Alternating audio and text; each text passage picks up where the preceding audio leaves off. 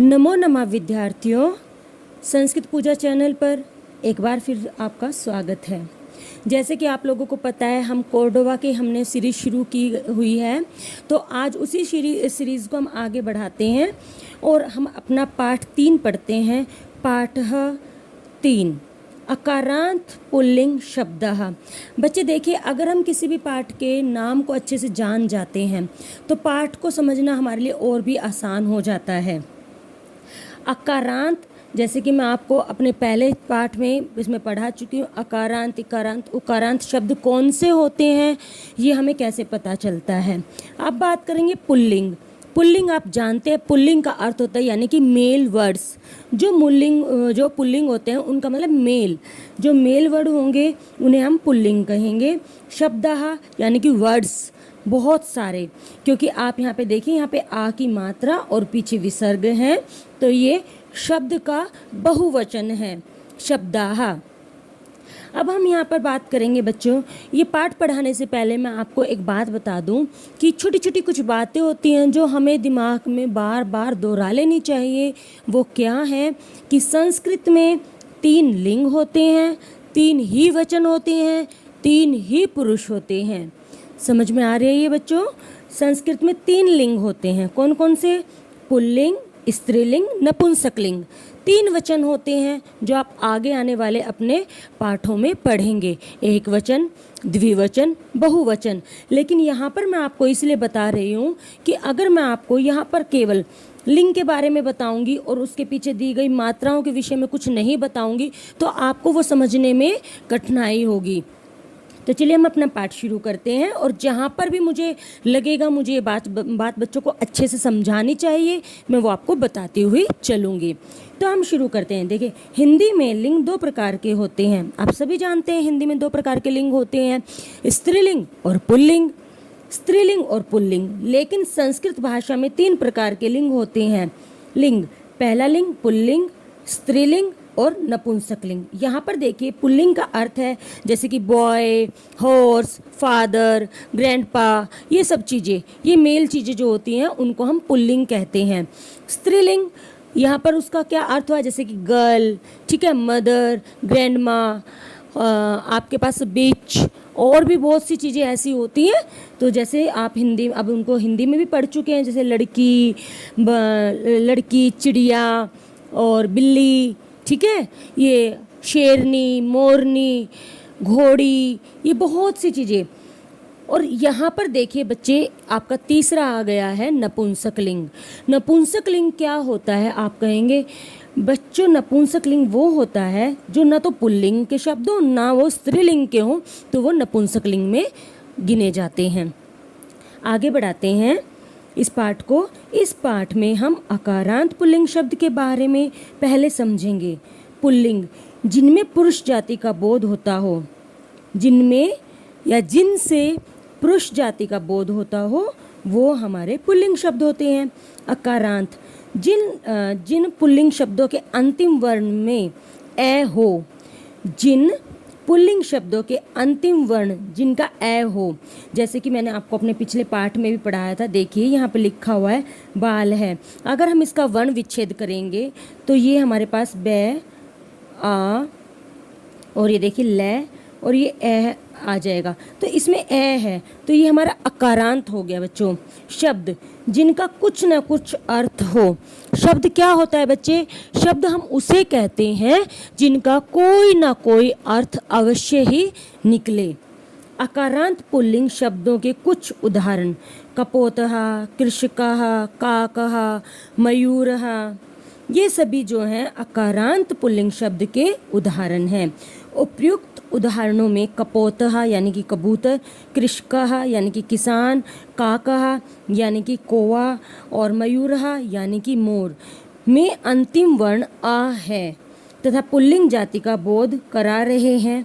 अतः इसलिए इनके सभी के पीछे जो है आ वर्ण आया है, और ये पुरुष जाति का यानी कि मेल होने का हमें बोध करा रहे हैं। तो ये अकारांत पुल्लिंग शब्द हैं।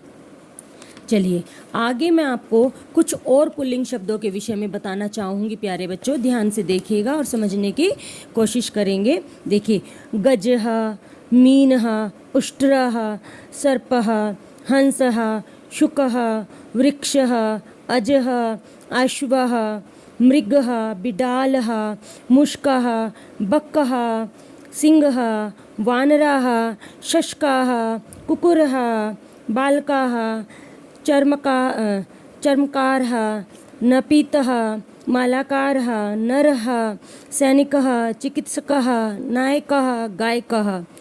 अब आप यहाँ पर कहेंगे मैम ऐसे तो हम खुद भी पढ़ सकते थे, आप इनका हिंदी में भी अनुवाद बताएं। अवश्य ही बच्चों मैं बताऊंगी। आप देखेंगे मैम मीन तो मछली होती है, मछली तो जल की रानी है, हमने कविता में पढ़ा है।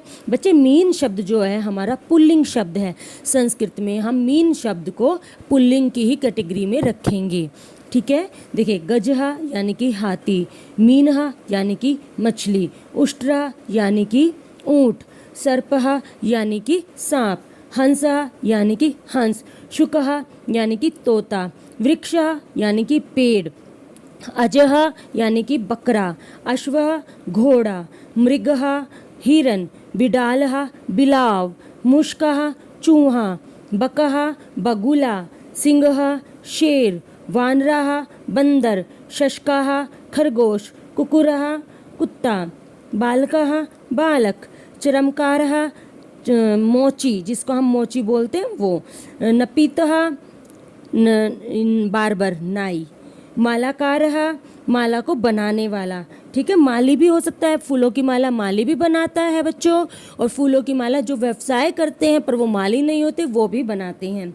नरः यानी कि आदमी, सैनिकः यानी कि सैनिक जो हमारी रक्षा करते हैं, चिकित्सकः यानी कि डॉक्टर, नायकः यानी कि हीरो जिनको आप मूवीज़ में देखते हैं, और आजकल तो आप लोगों के फेवरेट जो है एवेंजर्स हीरोज़ हैं। गायकः यानी कि सिंगर जो बहुत अच्छे अच्छे गाना गाते हैं। आप जैसी उम्र के बच्चे हैं ना, बहुत अच्छे अच्छे गाने भी गाते हैं। तो देखिए बच्चे, अगर हम बात करें यहाँ पर अकारांत पुल्लिंग शब्द पाठों की, तो आपने यहाँ पर अकारांत पुल्लिंग शब्द पढ़े, और इन सब की पहचान मैं आपको पहले ही बता चुकी हूँ। क्या पहचान है अकारांत पुल्लिंग शब्द की? इनसे पुरुष जाति का बोध होता है। पुल्लिंग शब्दों के अंतिम वर्ण में जिनका अंत ए पर हो वह अकारांत होंगे। शब्द क्या होते हैं? जिनका कुछ ना कुछ अर्थ जरूर निकले, वही शब्द जो हैं हमारे अकारांत पुल्लिंग शब्द कहलाते हैं। आगे हम कुछ और सरल वाक्य पढ़ेंगे। देखिए, एषः क। अब आप यहाँ पर कहेंगे मैम ये पढ़ाने तो लग गई, आप एषः का ये है क्या? तो मेरे प्यारे बच्चों, आपको यहाँ पर एषः का मतलब समझना होगा, यह है। कह का मतलब कौन। ठीक है, ये मैं आपको अभी कक्षा 6 का मैं एक और ऐसी ही सीरीज शुरू करने जा रही हूँ, जिसमें मैं किसी बुक को बाद में फॉलो करूँगी, पर उसमें मैं टाइटल रखूँगी कक्षा 6, और उसमें मैं कुछ पहले सर्वनाम, फिर कुछ धातुएं, शब्द रूप, धातु रूप, ये सब चीज़ें और भी डिटेल से आपको पढ़ाऊंगी। तो इसमें मैं आपको ये एषः और का के बारे में बहुत अच्छे से समझाऊंगी। एषः यह है, कह कौन, यह कौन है। एषः ऋक्षकः, एषः ऋक्षकशः यानी कि भालू, रीछ। बच्चे, भालू का भलू कहा होता है, और ऋक्षकः आपका होता है रीछ। भालू से थोड़ा वो बड़ा होता है साइज में, रीछ टाइप का मतलब उसके नाखून भी भालू से बड़े होते हैं, और वो उसी की जैसा ही कुछ सिमिलर होता है। अब ये देखिए, वो कह रहा है ऋक्षकः किम करोति, ऋक्षकः नृत्यति। बच्चे, आज के टाइम में इनको पालना जो है एक अपराध है, लेकिन पहले के समय में गांव गांव, गली गली और जा जाकर एक आदमी, जैसे बंदर का खेल दिखाते इन दिनों में, मदारी बंदर का खेल आपने देखा होगा, आपकी गली में होता है, ऐसे ही भालू का खेल होता था। उनके पास एक बड़ा सा रीछ होता था, और वो रीछ जो है डांस करके लोगों को दिखाता था, उसको बेड़ियों से बांधा हुआ होता था, जंजीर से। अब देखिए, एतौ कौ, एतौ का अर्थ होता है ये दो, एतौ का अर्थ होता है बच्चों ये दो, कौ का अर्थ है कौन, ये दो कौन है। एतौ मकरऊ, ये दो मगरमच्छ हैं। मकरऊ किम कुरुतः, मगरमच्छ क्या कर रहे हैं, क्या करते हैं। एतौ तरतः, ये दोनों तैर रहे हैं या ये दोनों तैरते हैं। एते के, ये सब, बच्चे यहाँ पर ये बहुवचन की बात हो रही है। ये सब कौन है, ये सब कौन है। एते भ्रमराः, ये सब भंवरे हैं। बच्चे भंवरा क्या होता है, भंवरे होते हैं जो फूलों पर मंडराते रहते हैं, ठीक है, ये सब भंवरे हैं।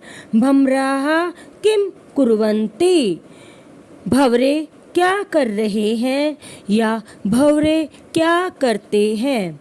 ते गुजन्ति, वह गुनगुना रहे हैं, गूंज रहे हैं या वह गूंजते हैं। ठीक है बच्चों, तो देखिए यहाँ तक क्या हुआ, यहाँ तक हमने अपना पाठ 3 आकारांत पुल्लिंग शब्द पढ़ करके पूरा किया। अब हम इसका एक बार शब्दकोश देख लेंगे। वानरः बंदर, प्रसादः महल, कपोतः कबूतर, मीन मछली, कृषकः किसान, पीकः कोयल, मुश्कः चूहा, रजकः धोबी। तो बच्चे ये शब्द हैं आपके किसी भी भाषा को जानने के लिए, पढ़ने के लिए आवश्यक होता है। हम उसका एक शब्दकोश अपने दिमाग में बना लें। और शब्दकोश हमें कैसे हम बना पाते हैं अपने दिमाग में, ज़्यादा से ज़्यादा शब्दों को बार बार पढ़ करके, उन्हें स्मरण कर करके, ठीक है। तो इसीलिए मैंने इसका शब्दकोश भी आपके साथ साझा कर लिया है। अब देखिए, शुद्धम उच्चारणम कुरुत, शुद्ध उच्चारण कीजिए। नायकः, मीनः, शशकः, मालाकारः, पर्यङ्कः, चर्मकारः, हंसः, गायकः, गजः, रजकः। बिल्कुल इसी प्रकार से आपको भी शुद्ध उच्चारण के साथ इनको बोलना है, जोर जोर से, ठीक है, ताकि आप सरलता पूर्वक संस्कृत को बोलना सीख जाएं। ठीक है बच्चों, ये हमारा यहाँ पर कोर्डोवा जो है, हमारी पुस्तक कोर्डोवा सुप्रभातम संस्कृत पाठमाला, जो शुरुआती कक्षाओं के लिए है या फिर कक्षा 5 से जहाँ पर शुरू होती है तो कक्षा 5 के लिए है, पाठ हमारा यहाँ पर पूरा होता है। अगर आप लोगों को ये वीडियो बहुत अच्छी लगी हो, पसंद आई हो, तो आप वीडियो को लाइक करें, चैनल को सब्सक्राइब करें और वीडियो को अपने मित्रों के साथ ज़्यादा से ज़्यादा साझा करें। हाँ जी, और अगर आपको कुछ और मुझसे जानना है, कुछ और आप ये चाहते हैं कि मैं आपको सरल भाषा में कुछ और बताऊं, पढ़ाऊं, तो आप कमेंट ज़रूर करें। कोई आपके स्कूल में, विद्यालय में कोई ऐसी पुस्तक लगी हुई है जिसका आप संस्कृत में अनुवाद और सरल भाषा में चाहते हैं, तो आप मुझे उस बुक का जो है नाम लिख करके बता सकते हैं। मैं बहुत अच्छा सरल प्रयास करूंगी कि आप लोगों के साथ उसको मैं साझा कर पाऊँ। इसी के साथ मैं ये वीडियो यहीं पर समाप्त करती हूँ। प्यारे बच्चों, ये आपका चैनल है, इसको ज़्यादा से ज़्यादा बढ़ाएं। धन्यवाद।